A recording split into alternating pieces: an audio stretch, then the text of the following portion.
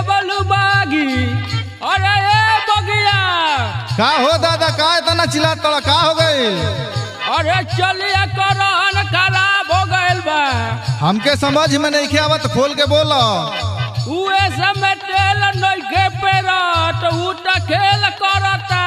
एकरो बारे में कुछ कहबा, कुछ कह। ला सुना ए दादा, ए आशीष, ए विशाल, ए अभिषेक, अरे छोटुआ आई देख का होता।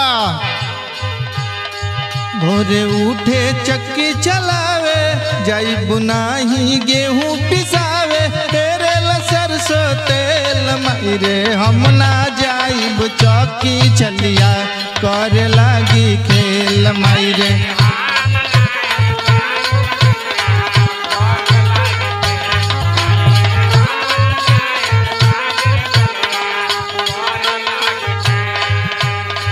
भोरे उठे चक्की चलावे, जाई बुनाही गेहूं पिसावे, तेरे ला सरसों तेल मायरे हम ना जाई चौकी चलिया करे लागी खेल मायरे।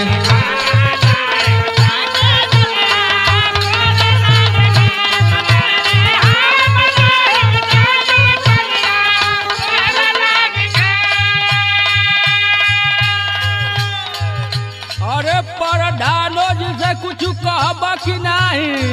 अरे ये प्रधान जी है, चलिए का चाल खराब हो गई बा, कुछ करी बारे में सोचिए।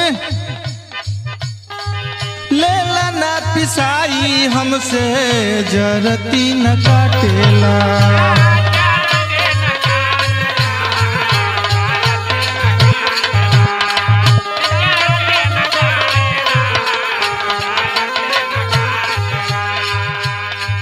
पीसे नहीं गेहूं धाके दहिए में साटेला।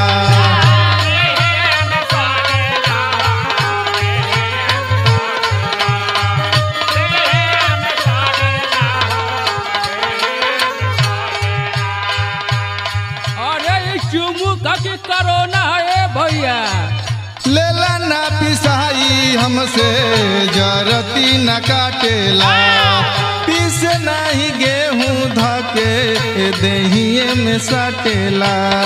कहेला कि देखी तोहके माथा भइल फेल मायरे हम ना जाई चौकी चलिया करे लागी खेल मायरे।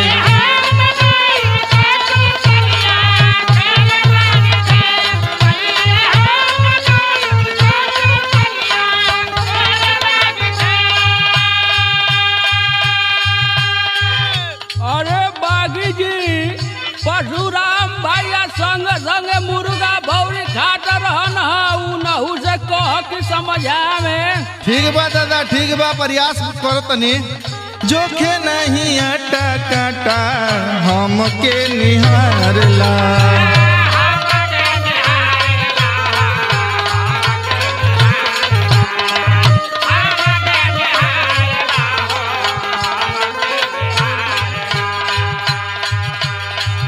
घिचला दुपाटा हमार गाल सुहरावेला।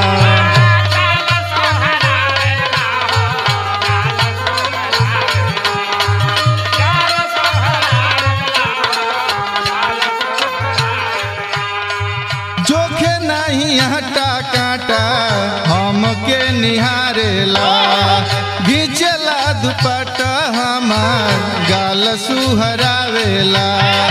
कोरा में दबा के हमार बुद्धि कैलस फेल मायरे हम ना जाइब चौकी चलिया करे लागी खेल मायरे।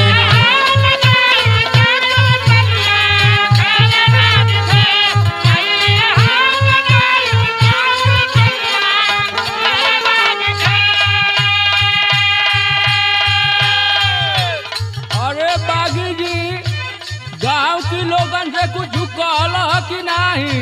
अरे ये दादा, ऐसे तो पूरा गाँव परेशान बा, का कहे के बा? का करब, बहुत परेशान बनी। बबलू बागी राज वाली बतिया बतावेला,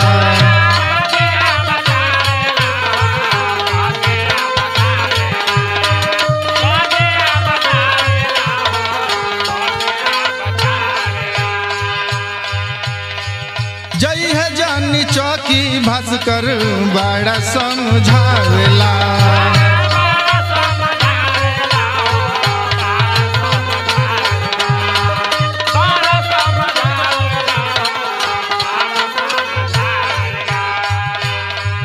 बबलू बागी राज वाली बतिया बतावेला। जय जानी चौकी भास्कर बड़ा समझावेला। अमित दीवानवा कराइयो के जेल मेरे हम ना जाइब चौकी चलिया करे लागी खेल मेरे।